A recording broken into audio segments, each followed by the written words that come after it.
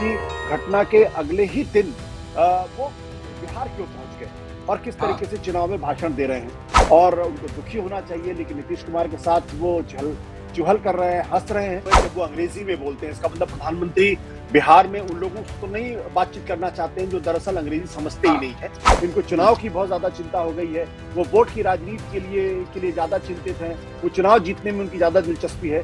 देश के प्रधानमंत्री, वो उनको देश की चिंता नहीं, उनको चुनाव की चिंता है। उन्होंने ना तो विपक्ष के नेता के साथ कोई बातचीत की, ना टेलीफोन पर उनको संदेश देने की कोशिश की, ना उनसे कोई सलाह लेने की कोशिश की।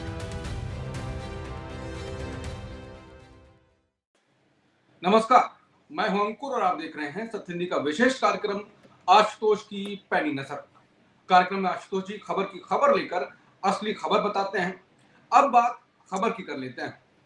पहलगाम आतंकी हमले के बाद पीएम मोदी बोले हैं, लेकिन चुनावी राज्य बिहार में जिन्होंने बड़ा संदेश दिया, उसके बाद एक सवाल उठा कि क्या ये एक भावुक नेता की पुकार है या एक भावुक नेता बड़ा संदेश दे रहा है, या चुनावी नई रणनीति है बिहार की राजनीति के लिए। उन्होंने साफ साफ कहा कि आतंकवादियों और आतंकवादियों के समर्थकों को उनकी पहचान करके दंडित किया जाएगा, धरती के छोर तक उन्हें छोड़ा नहीं जाएगा। पीएम मोदी ने अंग्रेजी में भी भाषण दिया, कुछ देर के लिए कुछ मिनट वो अंग्रेजी में बोले, जिससे साफ हुआ कि वो दुनिया को भी संदेश देना चाहते हैं। और कुछ देर के बाद का एक वीडियो भी वायरल हो रहा है जिसमें वो नीतीश कुमार के साथ बैठे हैं मंच पर, उसी रैली में जिसको चुनावी रैली लोग कह रहे हैं, और हंसते हुए नजर आ रहे हैं।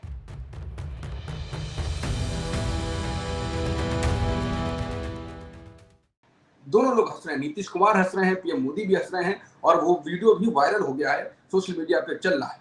जिसके बाद फिर ये सवाल उठा कि क्या ये एक बिहार की राजनीति के लिए चुनावी कोई नई रणनीति है। पहलगाम हमले के बाद जो बिहार से पीएम मोदी का बोलना, कई सवाल हैं और सारे सवालों का जवाब आशुतोष जी से जानेंगे और उनकी पैनी नजर बताएगी कि असली खबर इसमें क्या है। पीएम मोदी ने क्या बड़ा संदेश दिया है, क्या वो भावुक नेता की पुकार है या कोई चुनावी नई रणनीति है। आशुतोष सर, उनके भाषण को कैसे देखते हैं, क्या लगता है आपको? देखिए अंकुर, इनके भाषण के दो पहलू। एक तो पहलू वो है जब वो अंग्रेजी में बोलते हैं। इसका मतलब प्रधानमंत्री बिहार में उन लोगों से तो नहीं बातचीत करना चाहते हैं जो दरअसल अंग्रेजी समझते ही नहीं है। तो वो बिहार में है, उत्तर भारतीय इलाके में, हिंदी भाषी इलाके में, तो जाहिर सी बात है वो हिंदी में वहां बात करते। वो तमिलनाडु में नहीं थे कि लोगों को अपनी बात लोगों को समझाना चाहते थे। इसका मतलब है कि देश के प्रधानमंत्री के नाते पहलगाम की घटना के बाद वो अंतर्राष्ट्रीय स्तर पर जो इंटरनेशनल मीडिया है और जो अंतर्राष्ट्रीय मंच है, उसको वो एड्रेस कर रहे थे और उनको संदेश देने की कोशिश कर रहे थे कि जो लोग भारत को कमजोर समझने की गलती कर रहे हैं और जो लोग ये समझते हैं कि आतंकवाद के बाद भारत डट जाएगा, तो उनको वो इस गलतफहमी में ना रहे। भारत ऐसे आतंकवादियों को खोज निकालेगा और उनको किसी भी हद तक जाकर उनको सजा देगा। इसलिए जो उन्होंने अंग्रेजी में बात कही, उसका सीधा अर्थ यह है कि वो अंतर्राष्ट्रीय मंच और अंतर्राष्ट्रीय जो विदेश के लोग हैं, जो तमाम विदेशी नेता है, विदेशी मीडिया है, उसको वो संबोधित करने की कोशिश कर रहे थे। अब इसका दूसरा पहलू यह है कि प्रधानमंत्री जी घटना के अगले ही दिन वो बिहार क्यों पहुंच गए और किस तरीके से चुनाव में भाषण दे रहे हैं। इसको कई तरीके से मैं देख रहा हूं, लगातार सोशल मीडिया पर इसकी तीखी आलोचना हो रही है। लोग यहां तक कह रहे हैं कि प्रधानमंत्री जी देखिए मंच पर बैठे हुए हैं और उनको दुखी होना चाहिए, लेकिन नीतीश कुमार के साथ वो चुहल कर रहे हैं, हंस रहे हैं। मैं इसमें बहुत ज्यादा मतलब नहीं देखता हूं, लेकिन इसका एक पहलू है। अगर इसी घटना को थोड़ा सा बदल दीजिए, बजाय प्रधानमंत्री नरेंद्र मोदी के अगर उनकी जगह मनमोहन सिंह होते या उनकी जगह राहुल गांधी होते, तब क्या प्रतिक्रिया भारतीय जनता पार्टी की होती और तब क्या दक्षिण पंथियों की प्रतिक्रिया होती। तब वो इतनी लानत मलानत वो उन नेताओं की कर देते कि सबको शर्मसार होना पड़ता। और ये सवाल खड़ा होता है कि देखिए, इनको तो देश की चिंता नहीं है, ये पहलगाम की इतनी बड़ी घटना होने के बावजूद भी हंस रहे हैं, मुस्कुरा रहे हैं। इनको चुनाव की बहुत ज्यादा चिंता हो गई है, वो वोट की राजनीति के लिए ज्यादा चिंतित हैं, वो चुनाव जीतने में उनकी ज्यादा दिलचस्पी है। ये तमाम प्रतिक्रियाएं तब भारतीय जनता पार्टी की तरफ से आती हैं, दक्षिणपंथी लोगों की तरफ से आती है, और वो एक तरीके से पूरे सोशल मीडिया को पूरी तरीके से भर देते और एक नैरेटिव गढ़ा जाता। वो नैरेटिव ये होता कि देश के प्रधानमंत्री, वो उनको देश की चिंता नहीं, उनको चुनाव की चिंता है। अगर उस संदर्भ में प्रधानमंत्री नरेंद्र मोदी की इस भाषण को देखा जाए, तो मुझे ऐसा लगता है कि उनको इस तरीके के किसी भी रैली से फिलहाल बचना चाहिए था, क्योंकि देश इस वक्त सदमे में है, देश इस वक्त दुख में है और देश इस बात का इंतजार कर रहा है कि देश के प्रधानमंत्री इस पूरी घटना को पर पूरे देश को कॉन्फिडेंस मिलेंगे, विश्वास मिलेंगे, भरोसे मिलेंगे और उनको ये भरोसा देंगे कि आने वाले समय में फिर कभी इस तरीके की कोई घटना नहीं होगी। मैं प्रधानमंत्री के तौर पर मैं ये उम्मीद करता था कि वो इस पूरे मसले पर सबसे पहली कार्रवाई जो सऊदी अरब से लौटने के बाद जिन्होंने सीसीएस की बैठक की, जो 5 बड़े कदम उठाए गए, वो वाकई स्वागत योग्य कदम है। इन कदमों से एक बड़ा संदेश पाकिस्तान को गया है, इन कदमों से एक बड़ा संदेश तमाम आतंकवादियों को गया और दुनिया को भी संदेश गया कि भारत ऐसी आतंकवादी घटनाओं से डरता नहीं है। लेकिन उनका जो दूसरा संदेश होना चाहिए था, वो उस मीटिंग के फौरन बाद अगर वो सर्वदलीय बैठक बुलाते और सर्वदलीय बैठक में तमाम राजनीतिक पार्टियों को से संवाद करते, उनको सारे घटनाक्रम से अवगत कराते और घटनाक्रम से अवगत कराने के बाद फिर वो अगर वो बिहार जाते या फिर अपनी किसी रैली में शिरकत करते तो बात शायद कुछ अलग होती, उसका कुछ अलग मतलब निकलता। लेकिन जैसा कि हम प्रधानमंत्री जी के बारे में जानते हैं कि वो एकला चलोरे की राग अलापते हैं, वो माई वे या हाईवे पे चलते हैं, उनको विपक्ष को कॉन्फिडेंस में लेने का या भरोसे में लेने की राजनीति वो करते ही नहीं है। और आज तक अगर आप देखिए ऐसे किसी भी बड़े घटनाक्रम पे उन्होंने ना तो विपक्ष के नेता के साथ कोई बातचीत की, ना टेलीफोन पर उनको संदेश देने की कोशिश की, ना उनसे कोई सलाह लेने की कोशिश की। आपको अच्छी तरीके से याद होगा कि जब संसद के ऊपर हमला हुआ था, उस वक्त अटल बिहारी वाजपेयी देश के प्रधानमंत्री थे। तब जो पहला फोन कॉल हुआ था वो अटल बिहारी वाजपेयी सोनिया गांधी के बीच में हुआ था। सोनिया गांधी ने विपक्ष की नेता थी, उन्होंने अटल बिहारी वाजपेयी संसद में फोन किया, अटल बिहारी वाजपेयी के बारे में पूछा कि आप सकुशल हैं, आप सुरक्षित हैं। आज वो परंपराएं, वो मर्यादाएं नहीं दिखाई जाती और ये एक दुखद पहलू इस पूरे मसले का। तो अब इस पे अब मैं और ज्यादा टिप्पणी क्या करूं। मुझे लगता है कि जो कुछ प्रधानमंत्री जी को करना चाहिए था, शायद उनको और करीने से और बेहतर तरीके से करने की कोशिश करनी चाहिए थी। सर्वदलीय बैठक तो हो रही है, पीएम मोदी उसमें जाएंगे क्या? देखिए, सर्वदलीय बैठक, मेरा कहना यह कि सबसे पहली चीज जो करनी चाहिए वो सर्वदलीय बैठक करनी चाहिए। अब घटनाक्रम हो गया, 22 तारीख को घटना हुई है, अब आप आज 48 घंटे के बाद सीसीएस की बैठक के बाद अगर आप कर रहे हैं तो आज सुबह वो सर्वदलीय बैठक होनी चाहिए थी। कल अगर आपने मान लो आपने नहीं किया क्योंकि वो जरूरी था कि पूरी दुनिया को संदेश देना था, पाकिस्तान से कैसे निपटेंगे, आतंकवादियों से कैसे निपटेंगे, उसके और सर्वदलीय बैठक करने के बाद अगर वो किसी रैली में जाते तो शायद ज्यादा बेहतर होता। ये मेरा अपना मत हो सकता है, लोग मेरी बात से सहमत ना हो। जो पीएम मोदी ने 5 बड़े फैसले लिए, उसके बाद सिंधु जल संधि रोकना, चेक पोस्ट बंद करना, डिप्लोमेट्स को निकालना, इसके कोई ठोस नतीजे निकलते हुए दिखाई दे रहे हैं? देखिए, भारत ने इस तरीके की कार्रवाइयां पहले भी की हैं और ये कोई पहली बड़ी कार्रवाई नहीं है।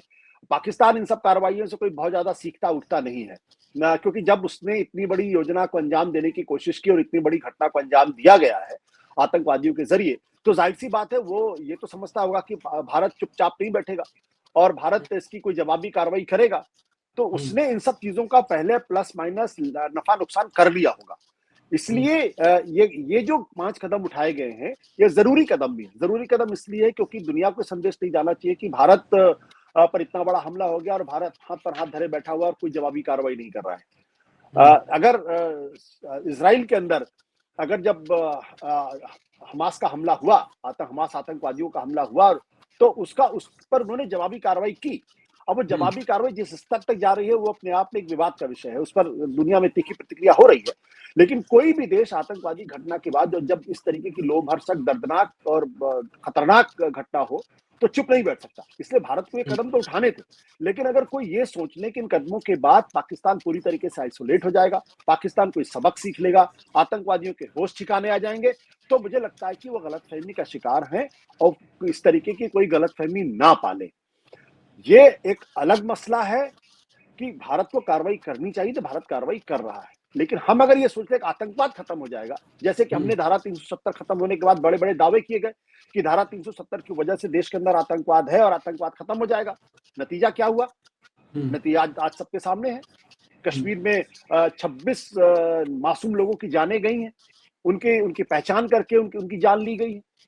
तो आतंकवाद एक दूसरे तरीके की समस्या है और उस आतंकवाद की समस्या का समाधान हिंसा से नहीं हो सकता। हिंसा उस पर दबाव बनाकर उनको उन पर उनको कमजोर कर सकता है, लेकिन इसका समाधान राजनीतिक ही हो सकता है, दूसरा कोई समाधान नहीं हो सकता।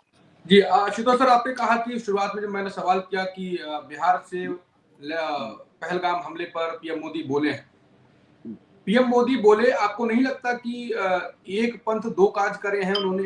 पहले उन्होंने 5 बड़े फैसले लिए, उसके बाद बिहार में जाके बोले, और ये नहीं बोलना चाहिए था उनकी, ये हो सकता है ये ठीक बात है, लेकिन इस राजनीति को क्या किस तरीके से आप देखते हैं? नहीं, देखिए, प्रधानमंत्री नरेंद्र मोदी जी हो या मनमोहन सिंह हो, आपत्ति सिर्फ इस बात को लेकर ये है कि आप इसको एक चुनावी मुद्दा बनाने की कोशिश कर रहे हैं। ये जो वो तो आपको साफ-साफ लग रहा है आपको साफ-साफ चुनावी मुद्दा बनाया जा रहा है? इसमें कोई दौरान देखिए, पुलवामा की घटना के बाद भी जब 2019 में आपको अच्छी तरीके से याद होगा कि भारत 3 राज्य माफ करिएगा, भारतीय जनता पार्टी 3 राज्यों के अंदर विधानसभा का चुनाव हार गई थी, और उसके बाद एक ऐसा माहौल बना था कि भारतीय जनता पार्टी 2019 का लोकसभा का चुनाव भी हार सकती है, कमजोर पड़ सकती है। तब फरवरी के महीने में पुलवामा का घटना हुई थी, और उसके बाद भारत ने बालाकोट की सर्जिकल स्ट्राइक किया था, और ये उसके बाद उस पूरे घटनाक्रम पर कोई चुनावी मुद्दा बनाया गया, और ये पूरे देश के अंदर कहा गया कि भारत ने, मोदी सरकार ने, देखिए, पाकिस्तान में घुसकर मारा। ये नैरेटिव बनाने की कोशिश की गई, उसके माध्यम से चुनावी मुद्दा बनाया गया, और चुनाव में वोट की फसल काटने की कोशिश की गई, और काफी हद तक उसमें कामयाब रहे। इस जो प्रधानमंत्री जी का जो भाषण है, इसका आपत्तिजनक पहलू, एंगल, आयाम इतना ही है कि अब ऐसा लगता है कि वो इसको भी एक बड़ा चुनावी मुद्दा बनाने की कोशिश करेंगे और इसको भुनाने की कोशिश करेंगे। मुझे लगता है कि इस पर थोड़ा-सा उनको इंतजार करना चाहिए था, उनको इस वक्त दिल्ली में रहना चाहिए था, सारे राजनीतिक दलों से मुलाकात करनी चाहिए थी, और उसके बाद ये जो कार्यक्रम, बिहार का कार्यक्रम था, इसको टाला जा सकता था। जो संदेश उन्होंने अंग्रेजी में जाके वहां से दिया, वो संदेश आप दिल्ली में रहकर भी दे सकते थे। तो जो एक आपत्तिजनक पहलू है वो यही है, और डर लोगों के मन में यही है कि प्रधानमंत्री जी एक बार फिर इसको चुनावी मुद्दा बना के बिहार के चुनाव में उसको भुनाने की कोशिश करेंगे। बिल्कुल, कार्यक्रम को यहीं पे खत्म करेंगे, जैसा कि सर ने कहा, और वो सब लोग जो विशेषज्ञ लोग हैं, जो विश्लेषण करते हैं, वो भी यही कह रहे हैं कि पहलगाम के आतंकी हमले को पीएम मोदी चुनावी मुद्दा बनाना चाह रहे हैं। जो दिल्ली से कह सकते थे, वो बिहार में जाके कहा, वो बिहार में जाके सारी लोगों को एक भावनात्मक तौर पर, और पहले भी ऐसे कोई एक हमला हुआ था, तब भी पीएम मोदी ने चुनावी उसको मुद्दा बनाया था, और उसके बाद मोदी जी की और बीजेपी की बड़ी जीत हुई थी।